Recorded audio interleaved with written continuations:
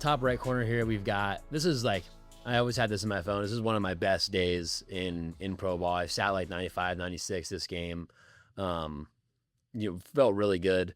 This is one of my low points toward the end of my career in AAA. These videos are probably like 5 years apart, I think, 4 or 5 years apart.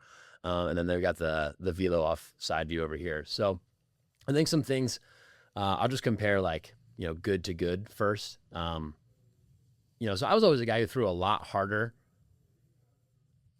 It's actually crazy that those even sync up with the throw because of how much later I start the delivery in the velo off. I think that just kind of speaks to the tempo that I was working through. So just kind of moving faster, kind of the start. But the things that you're gonna notice a ton early on are just how much more stacked I am with the torso, right? You can kind of notice very level up and down there. I kind of mentioned how I got the leg kick a lot higher, which helped me hold that stack. And you can notice the spinal flexion, like that curved position I get into there at the top. I think holding this position for me, as long as I can, I don't like to think about, I don't think about when to rotate. I think about how long to hold this position of flexion. Because I think as you start to rotate, you work into extension. So they kind of work hand in hand for me. So nailing this position early on, like I mentioned early on in the podcast, like we were never talked about drift. It was always just peak leg lift, super stagnant, immediate hip push, big time lateral tilt right there. And now, I think I was just healthy enough, young enough to kind of work out of this position, thankfully, back then. But you'll even still notice like kind of a little bit more open with the torso at front foot strike, just because I had to yank the upper body out of this super deep position of lateral tilt right now.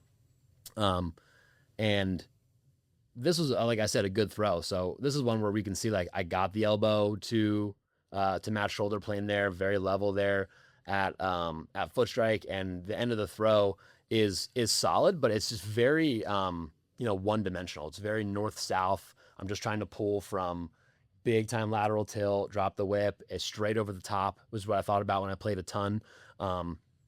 I found through, training and plyo split testing a little bit that I throw the ball a lot harder out of like a janitor or something where I'm really coiled to start. So I kind of played into that in the velo off a little bit, where I started out really closed stance, kind of preset counter rotation.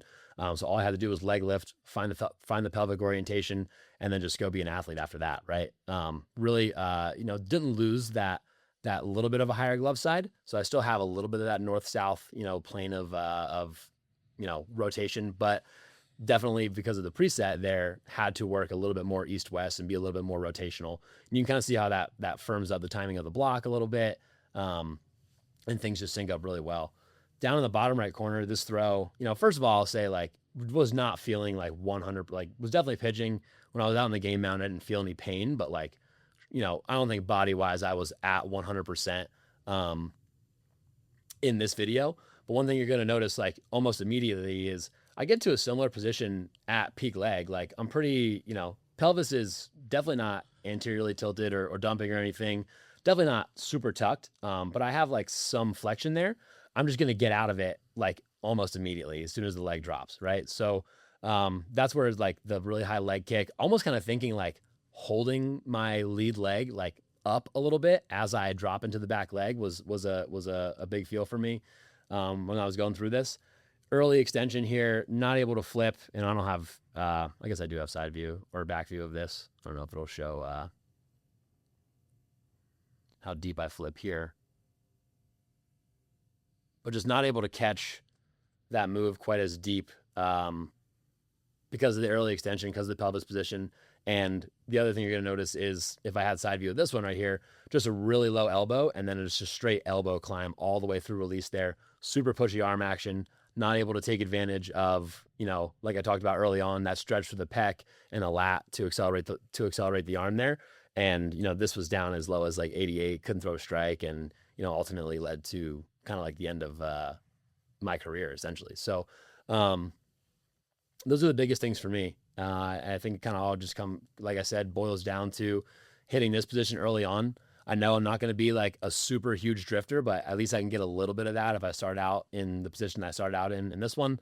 That kind of helps me hold the stack as well as the pelvis there. Front foot strike, everything's pretty on plane. Now I can just kind of rip down through the glove side and and get to the block pretty easily. That's pretty much it.